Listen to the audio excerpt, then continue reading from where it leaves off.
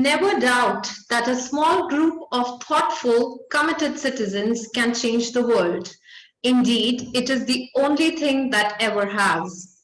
The earth will not continue to offer its harvest except with faithful stewardship. We cannot say we love the land and then take steps to destroy it for the use by future generations. Good morning to one and all present here, and welcome to the webinar, which is surely going to be a learning experience for each one of us present today. They say the ultimate test of a man's conscience may be his willingness to sacrifice something today for future generations whose words of thanks will not be heard. Well, I think the master of this test is here with us today, a man who needs no introduction. You all might not know his real name, but surely recognize him with his title, the one and only, the Recycle Man of India, Dr. BINISH Desai, a waste warrior and Indian environmentalist, innovator, and social activist. Dr. BINISH Desai is an innovator and a social entrepreneur working on industrial waste recycling and management. He holds a master's degree in environmental engineering and a PhD in environmental science and technology. He started his career at a very young age, that's 11 years, by carrying out home-based experiments with the chewing gum and paper. He currently has 150 plus eco products under the Eco-Electric Technologies banner in India. He is a Padma Shri nominee and have received many national and international awards for his contributions, such as being youngest to be awarded with Rotary International Alumni Humanitarian of the Year Award for South Asia, Forbes 30 Under 30 Asia 2018 list of successful social entrepreneurs, etc. He is known as the Waste Warrior and Recycling Man of India for his works in recycling more than 700 tons of industrial waste. He believes that the concept of waste does not exist in nature. The waste was generated by human consumption. Thus, it is our duty to sustainably get rid of it. With a vision to eliminate the industrial waste from landfills, he founded Eco-Electric Technology in 2016, a lab that focuses on providing cost-effective, eco-friendly technologies and solutions for various industrial wastes, using them for social impact. His famous quote is, "There is nothing useless in this world. What might be a waste for you is someone's asset." His innovations include, and students be very careful and listen to this, his innovations include conversion of the used PPE kits and masks into bricks, creation of building material from 49 different types of waste. He has built 70 homes and 1,000 toilets for poor citizens in slum areas of India till 2019.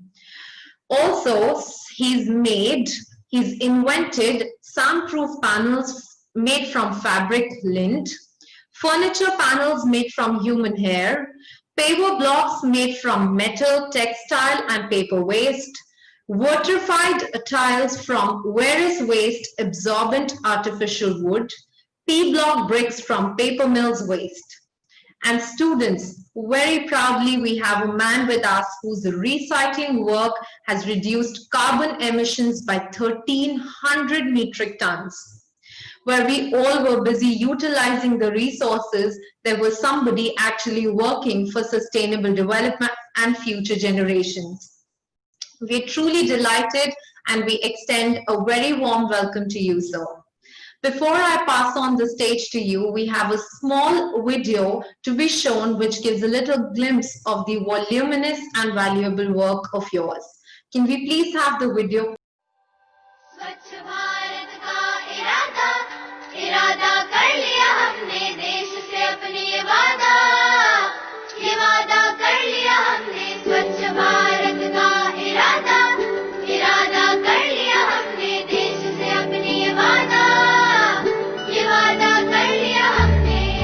Bharat का इरादा कर लिया हमने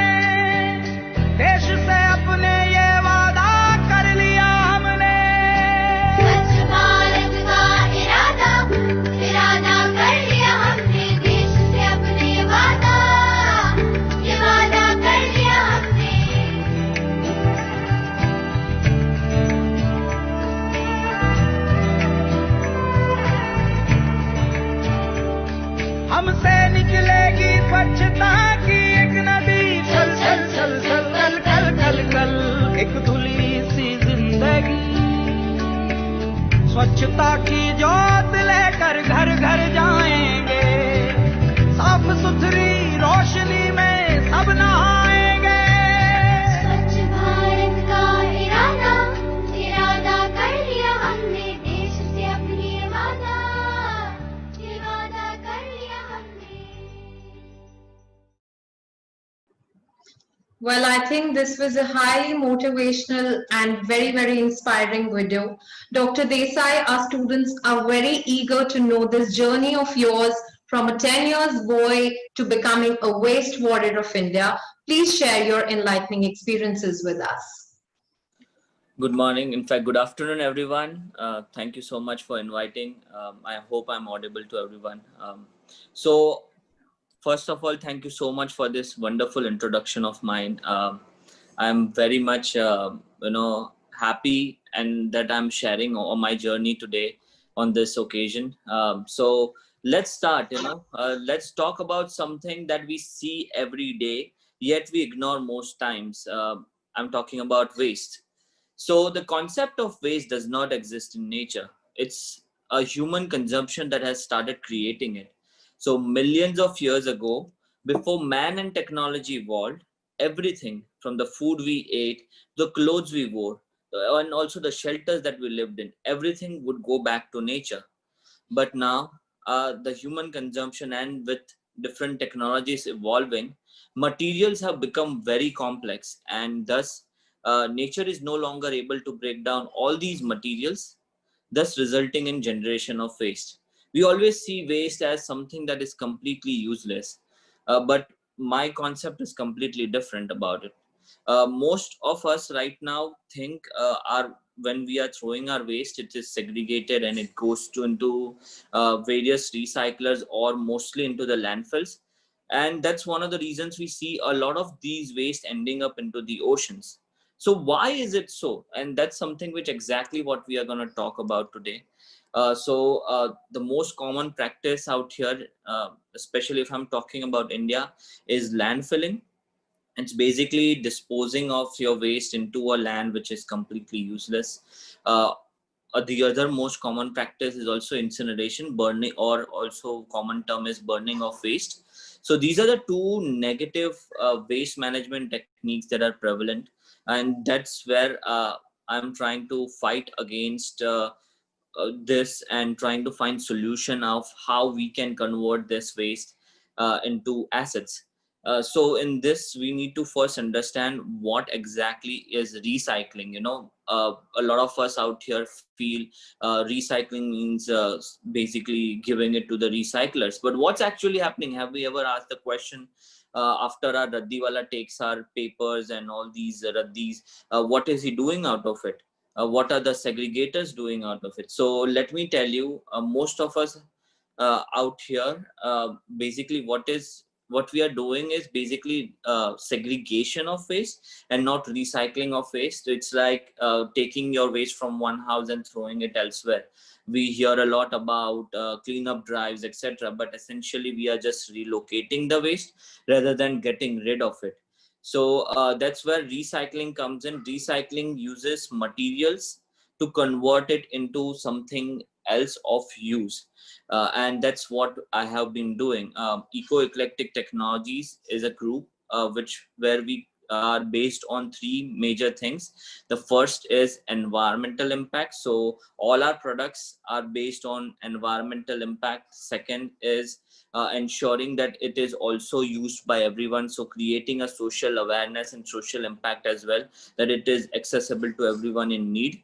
And third is commercial viability. So it also needs to be economically benefited to everyone so that all the people who are buying these products can actually use them as well. So these are the three things that base out my eco-eclectic technologies.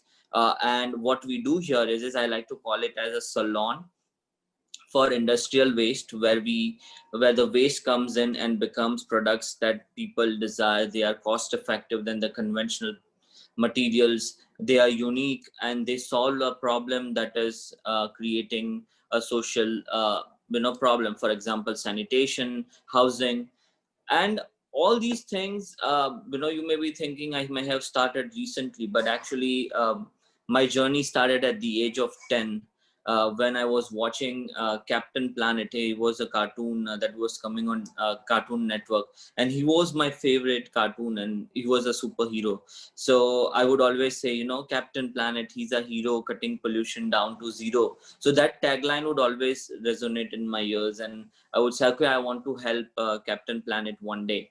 So that's how that journey began, and I started drawing out these innovations. For example, my first invention was something that may sound crazy, but it kind of worked, and it if we still try doing it, it may probably work as well. So I observed one day my mom cooking, and the water vapor that would come out from there, from the kitchen. So I designed this entire machine that basically, because I learned evaporation and condensation in school uh, during that time, and I said, okay, I want to design this particular machine which will convert this water vapor, condense it into water for gardening. So I designed this first machine kind of a thing. So that's how the journey started. But what I am today is because at the age of 11, a very funny incident happened with me. I was sitting in a class, and somehow a chewing gum got stuck on my pants, and the class was going on. So I tried removing it with a piece of paper, and it had hardened up. So I went back home. I was a curious kid, so I went back home, did the same experiment again, and that actually resulted in the first brick what we make today. But that was just the beginning. It was never meant to be a brick back then. I learned about the word slums during the same year, and the negativity that surrounded it. So again, in the fashion of trying to help save the environment, I said, I'll make world's cheapest house. Now, as an 11-year-old, I do not know how to make a house. So at that time, I literally thought that houses were made like Lego blocks, using Lego bricks, big size. So I said, okay, if I want to make a house, I need to create these cost-effective Lego blocks or Lego bricks. And that's how the journey started. I failed several times. It wasn't a hard thing, but I would always say, okay, let me try one last time. Let me try one last time. And I would add up all these crazy things into it. And eventually at the age of 14, I was finally able to create the final recipe which we still use today, which is of the P blocks. And that has been a very learning experience. That was kind of my first waste that I was working with, which was the waste generated from paper mills.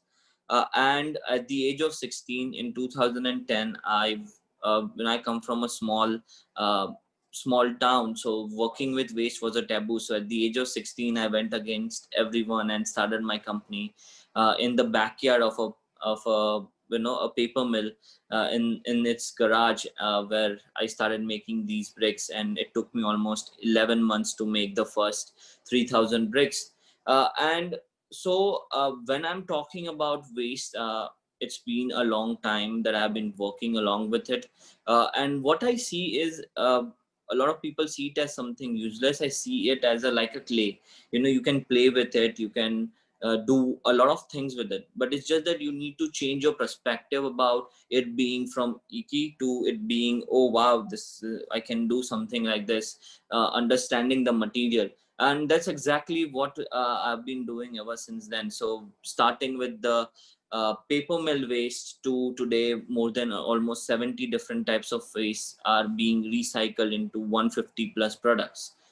So why is it always that a lot of our waste end up into the landfills?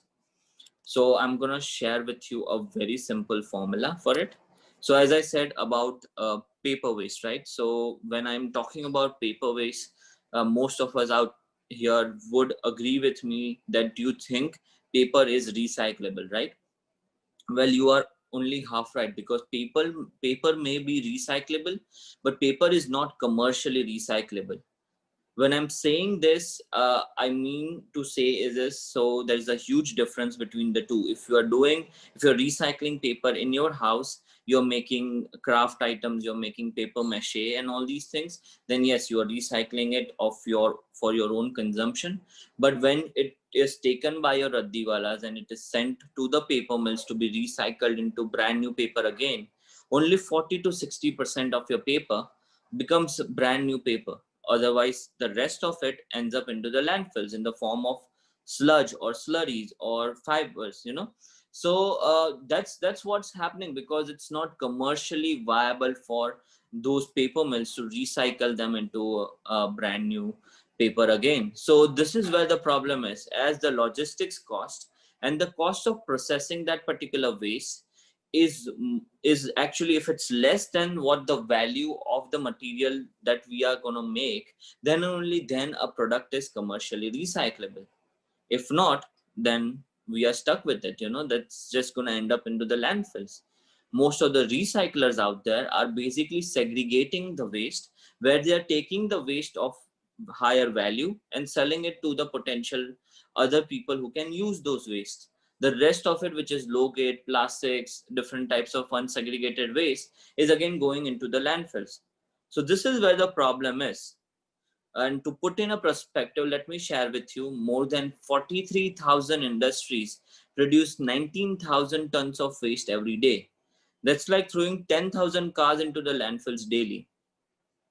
So here is where we come in. In fact, I want to share the entire way how we can get rid of this waste, how you guys can join in, and how waste can become an asset. So we follow a very simple formula. It is basically divided into three aspects. That's our process. The first is identification, second is segregation, and third is eco-processing. So at Eco Eclectic Technologies, first, when we are working with something new, we first identify. So identifying a problem, identifying what kind of waste it is, how the process, what type of process it has been generated from, and how is it being consumed. Is it before consumption, after consumption? So that's identification. We do it in three various ways. One is our clients approach us with that particular waste, or let's say if it's an institution like yours who is basically trying to identify what are the waste generated in your space. So we collect that data, we identify what are the different types, what are their structures, how do they feel like, what can they be used for. That's identification. Second is segregation. When I talk about segregation, I just do not mean, you know, dry waste or wet waste. It basically also means segregating very specifically. For example, if you want to collect coffee, we will have specific eco bins that are placed at these various locations, where we are collecting only that specific coffee waste. Compared to all the other things as well, we have different types of eco bins. The most recent one being PPE face masks. So we are keeping these PPE face masks at different hospitals, public spaces, salons, restaurants, all these places to collect these particular waste. Once it is there, we'll disinfect it and be using it for our Brick 2.0. So, you know, this is called specific segregation. And here also it means for industries to give it to us in a way that it's completely segregated into different, may it be an ETP, may it be plastic waste. It may not be, so if it's mixed plastic, we still take it, but then it has to be identified as a non-segregated waste. So it's also in a way type of a specific segregation. So this is our second way of, this is the second step of our process. And the third is something that I'm going to elaborate on, which is eco-processing. So as I said, you know, nature, right? So there is nothing in nature, it's us who are doing it. So when you observe around nature, as there is no waste, we also understand how nature works in terms of recycling. So based on that entire model, we have created eco-processing, where we have decentralized our factories. So just like nature is everywhere, our factories are also everywhere. It is not one particular center where you have to send this waste. You can set up this particular processing plant right in your backyard to having it in a village. It can be on wheels as well. You can take it from one place to the other. So it's very much decentralized. Instead of having one huge factory, we have these multiple factories all across India and now also the world. and that helps us process the waste that is generated very locally and create products for that particular location. For example, we make toilets, so all the waste that is collected from that particular area, we convert them into bricks, and these bricks are made by the villagers themselves to make toilets and houses for their particular area. So that's generating employment, as well as recycling and also creating these eco products. As it was mentioned in my introduction, we convert very different types of waste into different products made. We metal and textile waste into paver blocks, artificial wood made from human hair. All this result in a unique circular economy, where one man's waste becomes the other man's treasure. Now, as I am elaborating on the same, I'm happy to share with you one of our recent case study of how PPE face masks will be converted into bricks. So, as you guys would have heard, during the lockdown, every day you see all these pictures of how PPE face masks are ending up in the oceans, how all these, creatures are being affected, especially the recent study showing that there are more face mask in the oceans than the jellyfish. So this kind of started giving me an eco anxiety while during the lockdown. So I started working with the PPE face mask particularly, and created this brick 2.0. Talking about that brick 2.0, it's basically 52% of the entire brick has the PPE face mask, which is collected in a very specific manner. We have eco bins for it. Once they reach us, we'll be disinfecting it, shredding it into pieces, and mixing it with our previously patented P-block recipe, which consists of industrial paper waste and binder. So this is basically trying to find solutions whenever you can, and why I gave you this example is because no matter wherever you are sitting, no matter what age you are, innovation can happen as long as you observe. So I usually give this formula to everyone who wants to have a startup. First, observe. So observe a problem around you, observe what's going on, observe the nature. Nature will not just give you a problem, but it will also help you get a solution of it.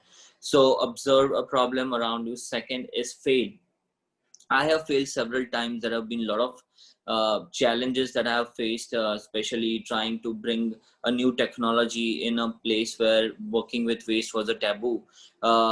Being a 16-year-old trying to sell these bricks in a village, trying to make them understand how are they better than the conventional bricks. So all these challenges and hurdles come, you fail, but failure is the best way to make you understand how not to do things or what you need to do more. So absolutely fail.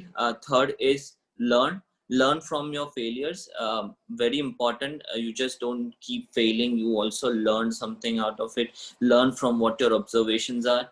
I still consider myself as a constant student forever. I would always say that it's a constant learning process. You learn new things, you get inspired, and you create products out of it. So lastly, it's solve a problem around you. See what's going on.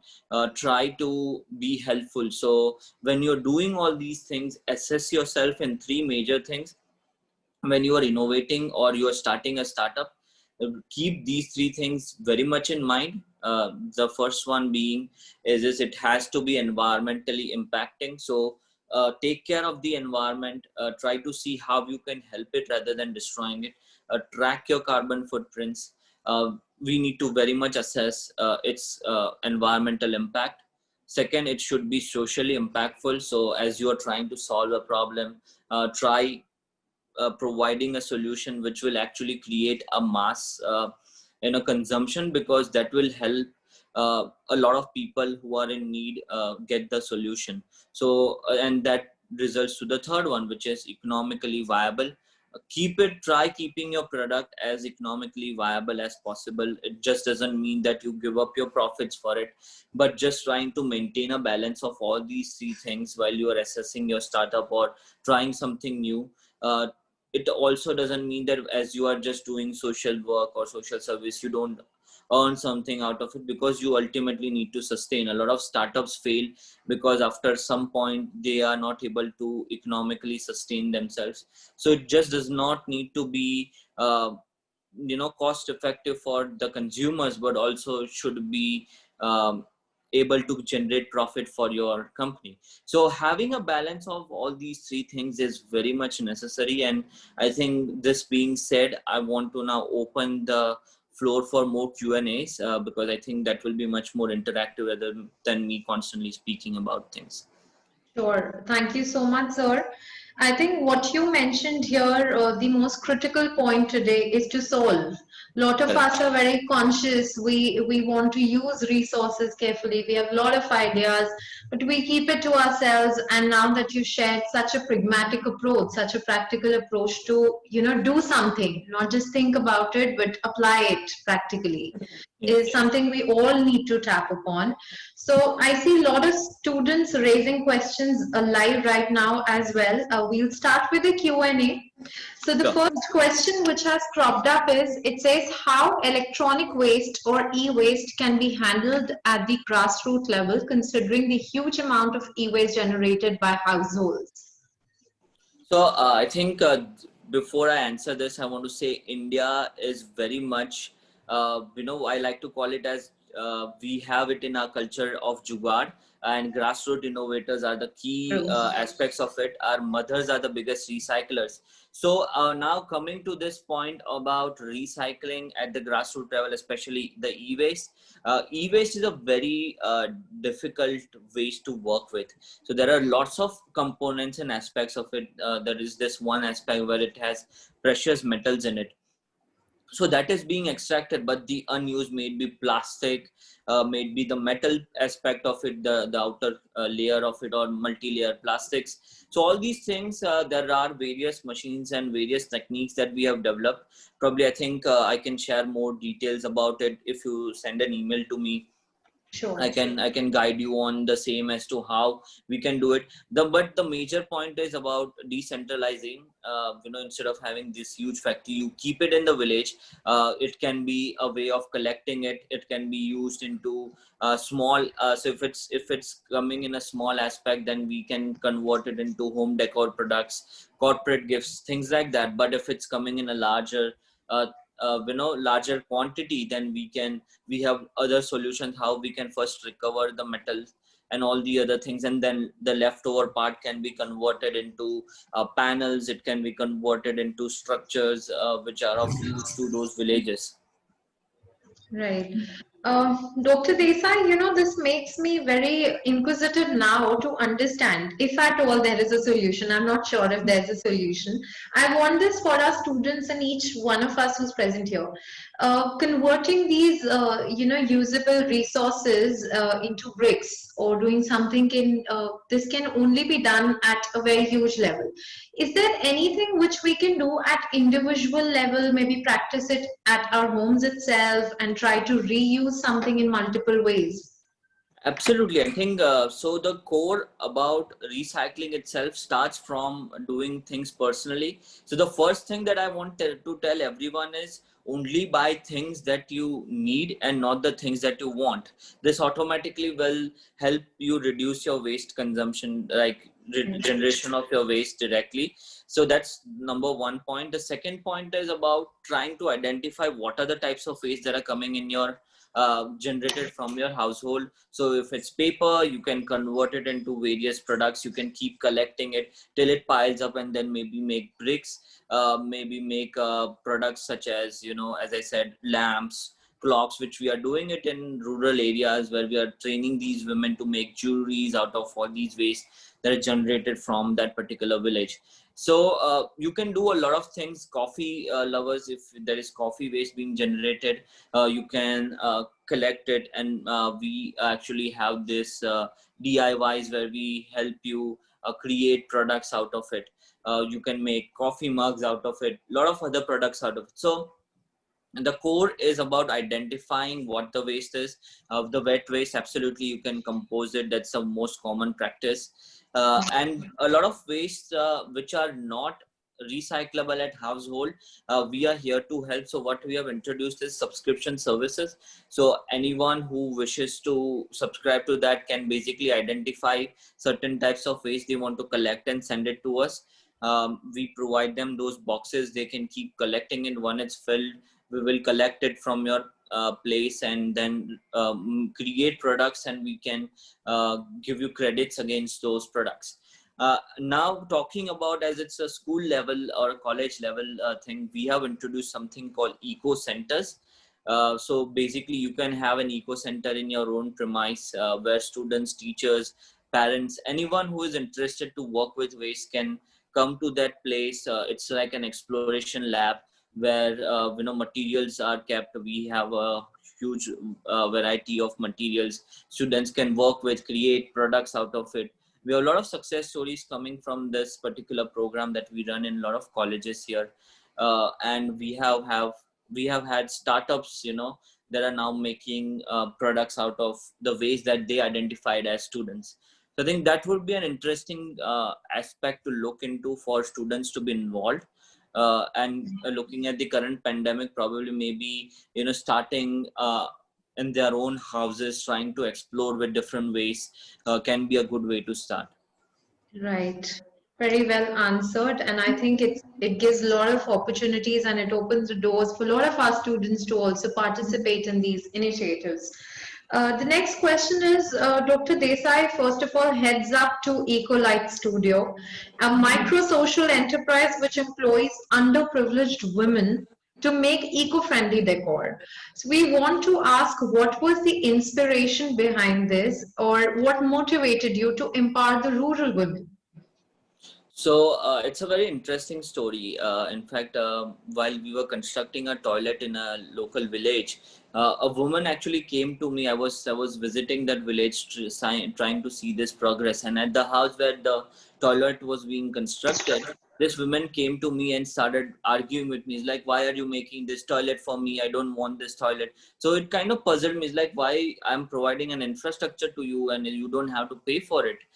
So what was the problem? Is she, and the answer that she gave kind of struck the idea behind Ecolite Studio. Was that she said that I do not have money to even maintain this structure because I hardly earn more than 200 rupees a day, and I cannot afford to make my kids study. I will not be able to maintain this toilet, so I don't need it. And that gave me like an inspiration or an idea that if these women cannot come to a factory to work, then how about bring the factories to them? So that generated the idea of micro social enterprise Ecolite Studio. So what we do is this: these women have their own working hours, so they are not employees; they are women entrepreneurs. We train them to make jewelry, home decor products, different other materials out of waste, and they basically at their own convenient time create these home decor products and are being sold not just in India but also internationally. Most of our clients are international ones, and majority of the production cost goes to them because they themselves are strength and micro factories, powerhouses. So a woman on an average sitting in her house can earn 3 times more than what she would have gone for 8 hours and earned out of it. So that has changed a very big, it has brought a very huge social change where these women now have a say in their families, because a lot of villages, women are not allowed to go out and work. So, they were very much constrained into the house, but this has brought like a way where they gather, they interact with other women from around India, and are always learning new things. So that's been a very close to my heart journey, and I'm very excited about what are the new things that we are coming up with, especially post pandemic. That's great. Dr. Desai, a lot of our students are here on the panel live with us. They have few questions to raise. The first student is Arya Saini. Arya, can you please enable your camera and ask the question? Good afternoon, sir. Good afternoon. My question for you is that in India, the concept of waste management was not so popular. So, how difficult this journey has been for you so far? So absolutely, when it all started, actually, it's wrong to say that waste has not been popular. It's just that the people were not taking it seriously, or the people were not trying to see it as recycling. Jugaad, we have always heard about it. As I said earlier as well, moms are the biggest recyclers. All our favorite T-shirts, one stone down, would have always become a pocha or a carry bag, by our mothers. So we have had it in us about recycling. It's just that waste somehow had become a taboo. We don't speak about it. It's dirty. It's not supposed to be touched. It had become a huge problem as such. So when I started, I come from a background where my grandfather was one of the first chartered accountants of my town. We have a temple built there. So when I was trying to explain to my family and the society about working with waste, they thought I had gone crazy. And it's like, I'm bringing down the family name. But then I decided that I wanted to do anyways, because that's kind of I never saw it as something that was useless, and I would always consider it as an asset. And there were a lot of challenges. Like, people tried to make fun of it, thought I was crazy. So those challenges were just minuscule, because I was very much focused on what I believed in. But the other major challenge, as I mentioned as well, is about trying to accept that this is something made out of waste. So in fact, a lot of times when I am doing exhibitions and all in different places, I do not mention that this material is made out of waste. They observe it, they test it, and then I would say, oh, by the way, this is made out of waste. So trying to make things that may look like a conventional material helped my way of trying to make people understand that waste does not look ugly. If you see our lamps, the things that Ecolite Studio women do, a lot of times when we go to these villages, women were also very much skeptical about trying to, work with waste, because it's like, oh, ye kachra hai, we cannot touch it. And all these things, it's a shud.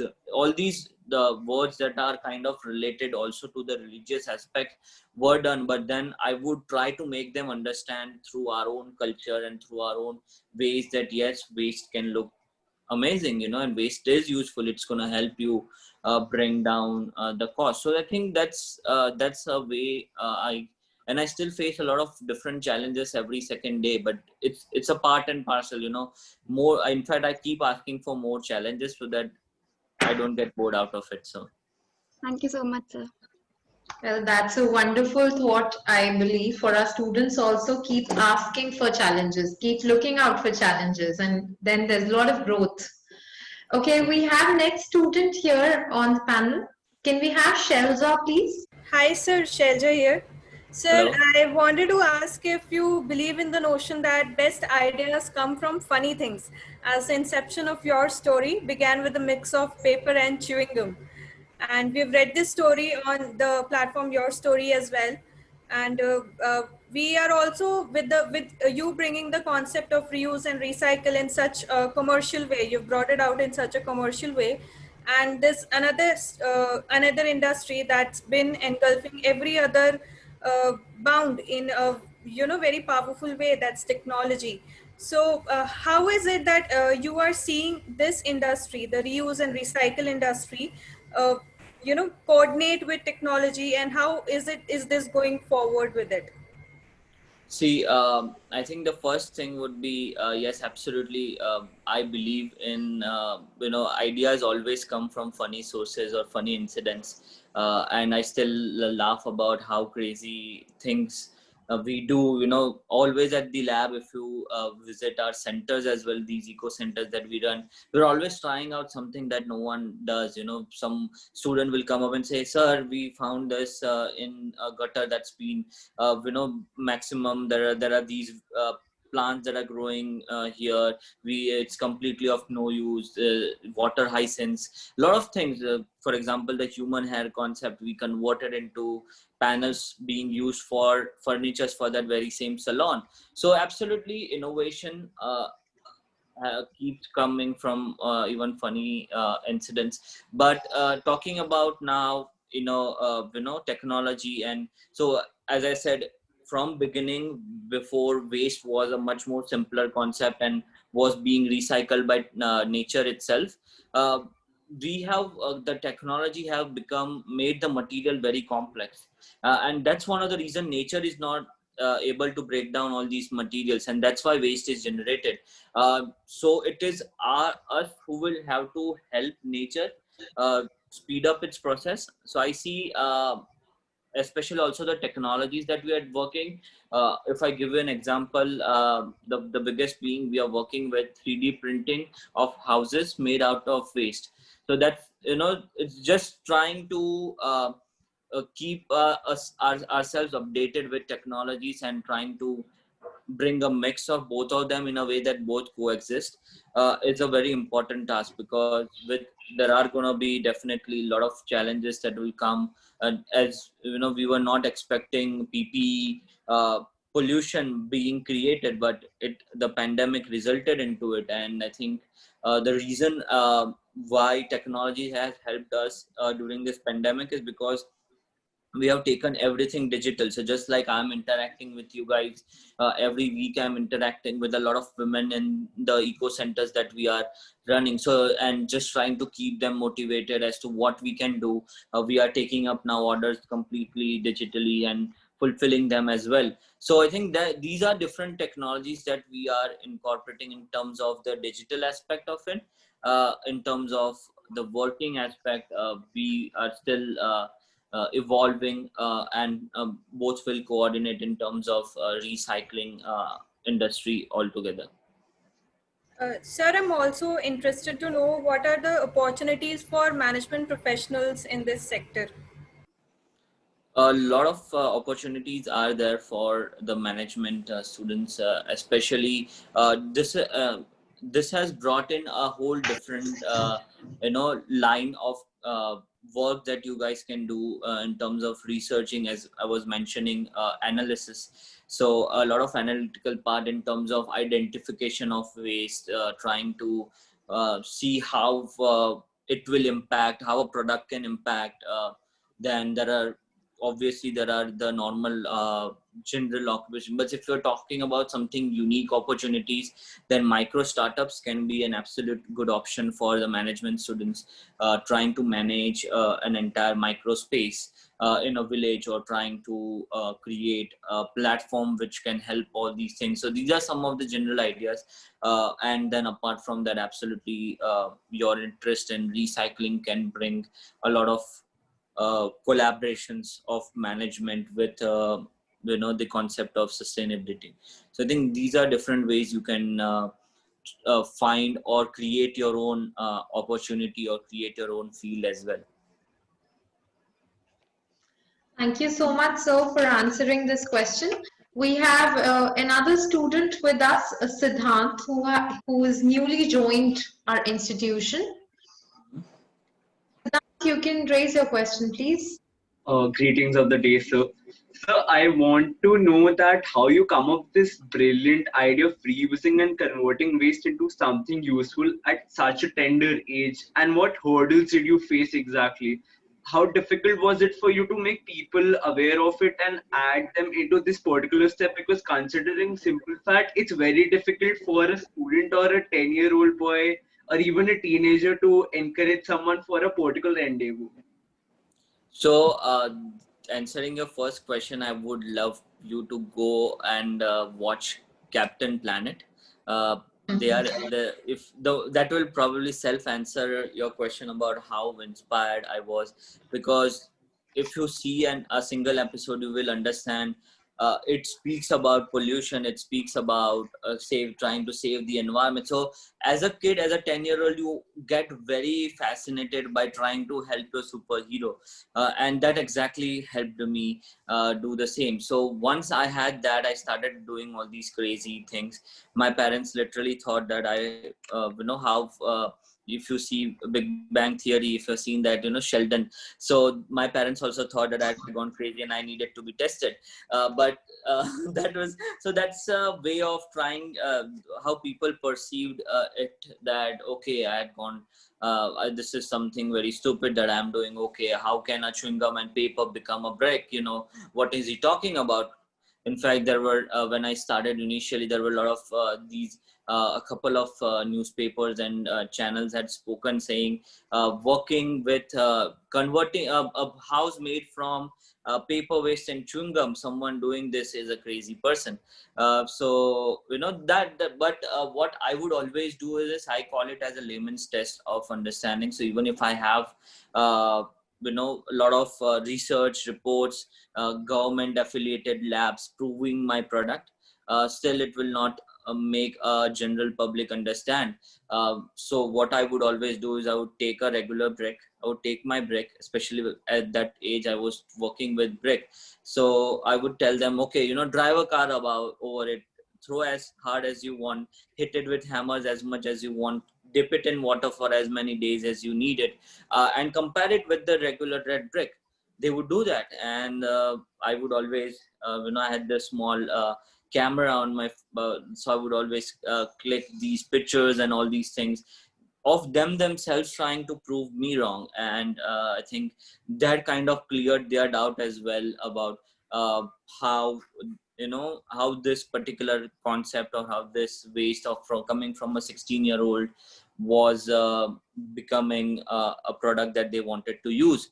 So that was the thing. Now talking about the social aspect of it, till I didn't achieve on a high national level, people still thought that I was not doing anything, kind of a thing. But I always believed in what I love doing, what my passion lied.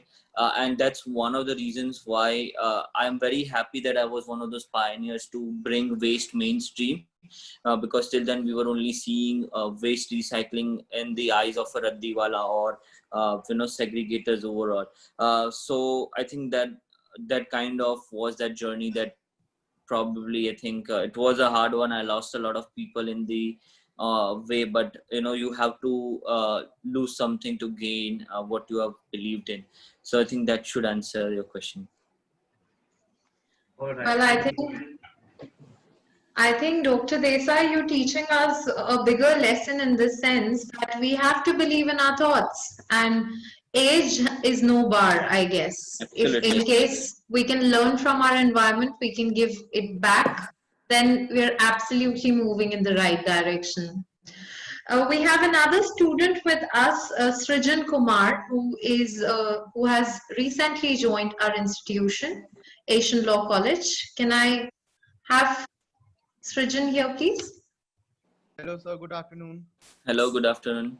Sir, I really want to know, sir, how are you able to set up the laboratory for the waste management at a very young age? Like, sir, who motivated you? And sir, what were the resources you required for the same, and how you manage the finances? So if you see my initial lab, it looks nowhere like a lab. It's just a namesake lab. It's basically do dhane ka dabba, a couple of small mixing tools, and that's like a very grassroots, very basic, like a lab. I think if you read the book The Recycle Man, which is written on my life and journey, you will see the picture of how the initial lab looked like, and that will give you a general idea about it. But what my inspiration was, again, is the other cartoon Dexter's Lab. So that's where the lab came from. But in real life, my biggest supporter and helping hand was Dr. Kalam. So I had written to him once I had completed, made those first 3,000 bricks and made a prototype house. And I'd written to him. He was kind enough to reply me, and I got to speak about it to him and also to a lot of innovators. So that kind of started my journey in terms of how like, you know, from believing in my own self to a lot of other people believing in my technology and being able to prove it, and the biggest being the ex-president of India. And my idol has always been him as a scientist. He has done wonderful work. So, you know, that's something that kept me going. I have had, that was my biggest motivation to continue even in those hardest time. In 2015, I had almost lost everything that I had worked for because I tried bringing in an investor, and he ended up cheating and trying to take away my patent, and I almost gave up everything and restarted. But what kept me going back then as well was just the idea that you know, I believe in what I do. My products are going to help in all the three aspects which I spoke: environment and social, and also it was commercially viable. So why should I give up when someone else did a mistake? And you know, so always keeping that in mind kept me going, and that's one of the reasons I'm sitting here today. Well, Dr. Desai, I want to say something here. I think our students should leave these Netflix series and go back to the cartoon days. You've learned so much from there. I think it's just a matter of perspective. Where we as kids were enjoying those cartoon series, you were actually learning and getting motivated from the same. And I think the problem is they don't make those cartoons anymore. So that's where the sad part is. But I hope a lot of students, after hearing me, would go back to those cartoons, and probably even till today they are still most relevant ones and still will help understand you know, these concepts. And as far as about Netflix is concerned, well, students can there are a lot of content out there that can help them motivate as well. So probably finding the right motivation is very much the key here. Right. Dr. Desai, at Asian Education Group, we believe in nurturing and building the resources who are not just academically well defined, but critically, culturally, socially, and environmentally very responsive. So with this very notion, we have our own Eco Club, which plays a significant role in encouraging and enhancing students' participation in activities aimed at conservation, protection, and management of the environment. These activities are essential for achieving sustainable development. The need of the hour is to create an environment-friendly generation, because the present generation lives in an artificial world created by man, as you said. In order to sensitize these students towards sustainable development, our Eco Club organized an activity named InnoWaste, Innovation with Waste. By participating in this activity, students were expected to showcase how waste can be recycled, reduced, or converted into an asset. Students were expected to submit a video of 1 to 2 minutes duration showcasing their innovative ideas related to waste management. This was for our PGDM batch 2020 who recently joined the college, and I'm really very proud to say that each one of them had brilliant ideas, and they were very enthusiastic and shared their ideas with us through these videos. We would first like to show you a little glimpse of the efforts of everybody who participated. Can we please have the video collage?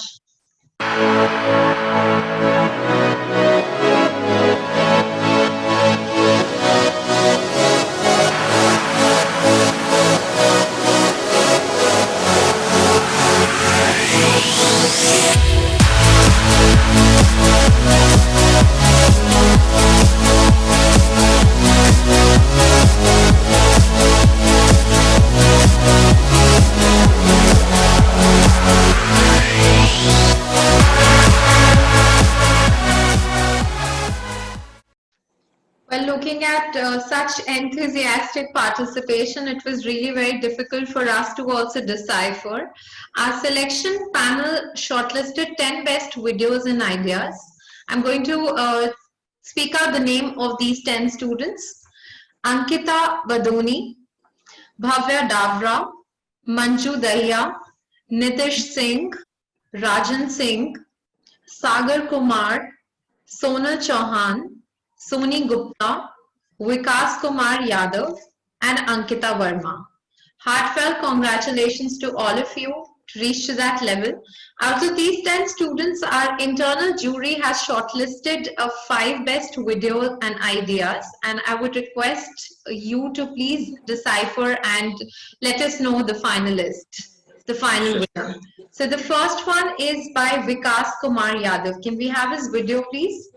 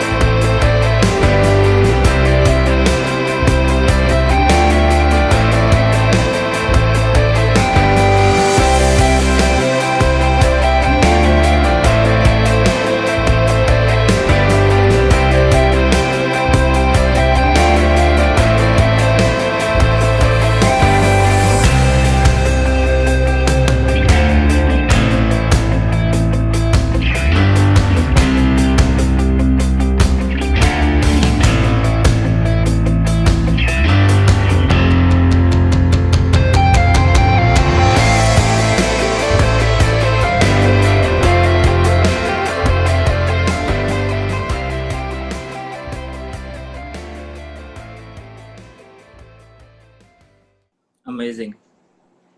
Great. Our next finalist is Soni Gupta. Can we have her video, please?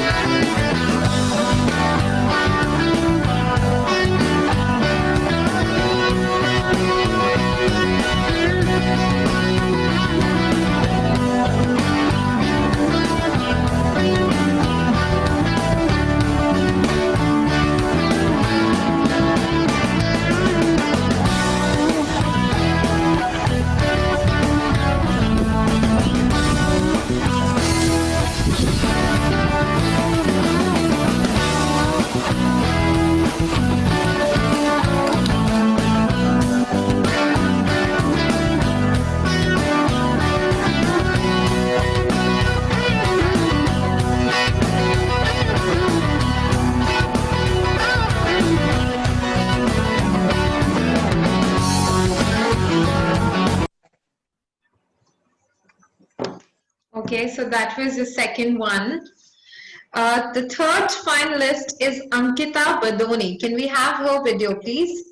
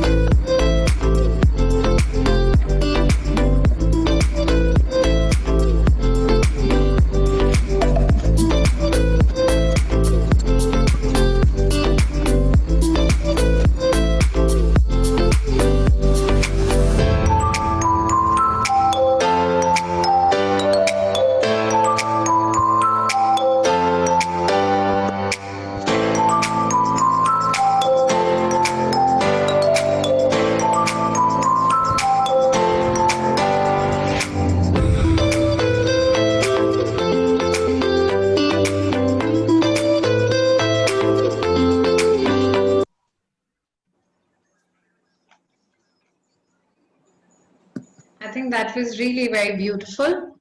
Our fourth finalist is Ankita Verma. Can we have her video?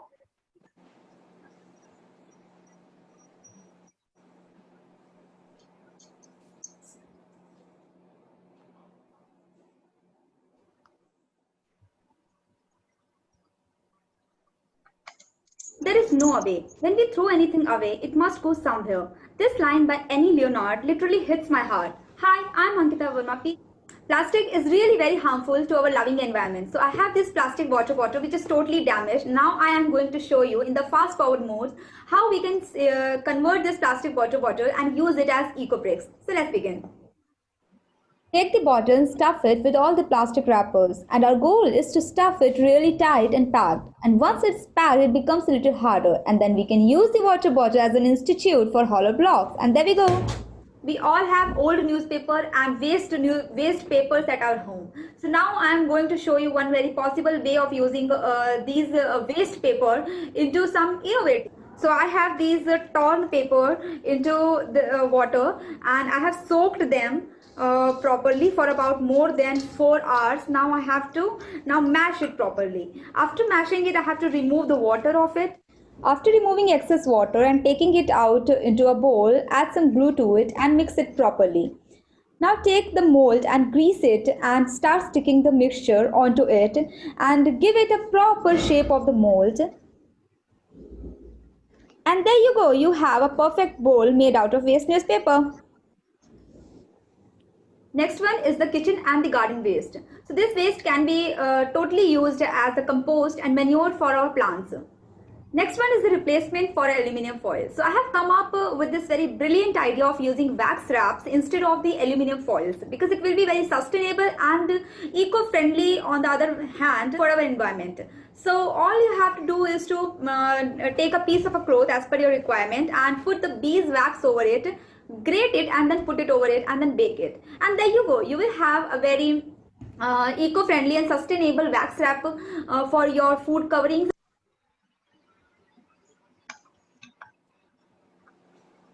Okay, I think she had a pool of ideas with her. A lot of ideas to be shared. Can we have our last finalist's video, Nitish Kumar?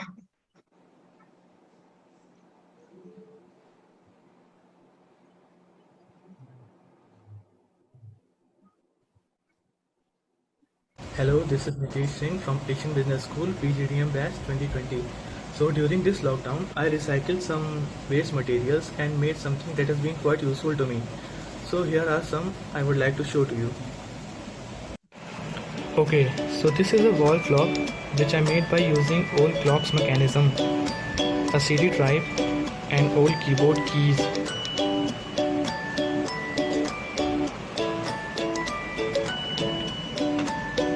And the second item which I made is a USB powered emergency light. I made it by using old LED bulb shell and fixed some new LEDs inside it. The design I got inspired from Iron Man movie and made it. I'll light it up and show you. There you go.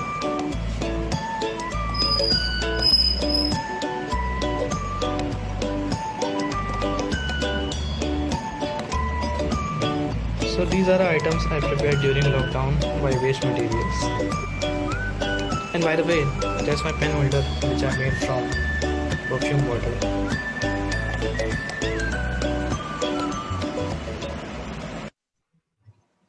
Well, I think Nitish has spent his lockdown days really very constructively. So sir, the decision is all yours. So I have, I think all of them. I was just making few notes while I was going through the videos. I found everyone unique in their own way. I think first one was Vikas, I think, if I'm not wrong.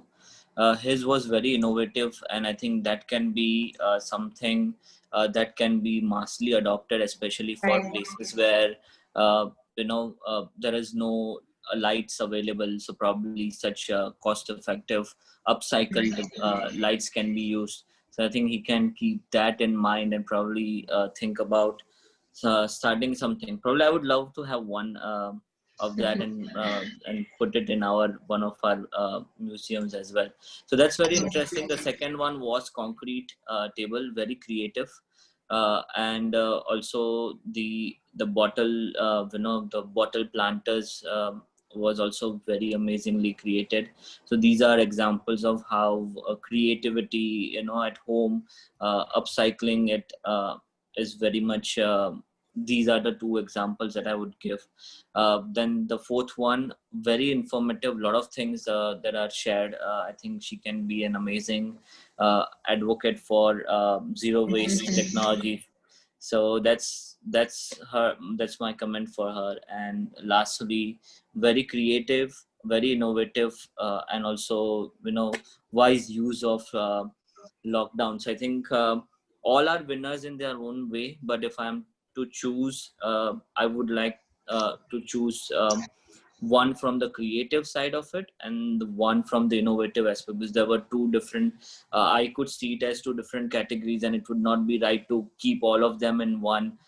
So for creativity, I would give it to the Ankita for the bottle planters, because that is something that is that can be done by a lot of people, so it's massively replicable.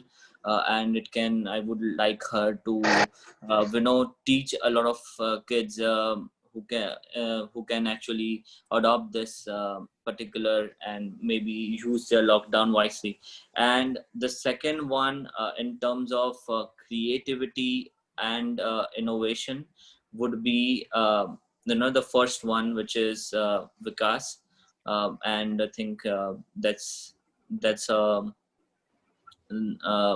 winner for me, Vikas, with his lamps. Right. So congratulations to the two of you. We would like to present a certificate and medal to our two winners. I think they're here with us today. Can you both enable your cameras and present a vote of thanks to Sir? Ankita first. Thank you so much, sir, for choosing me. I believe in that the best way to start making a difference is right in your own home.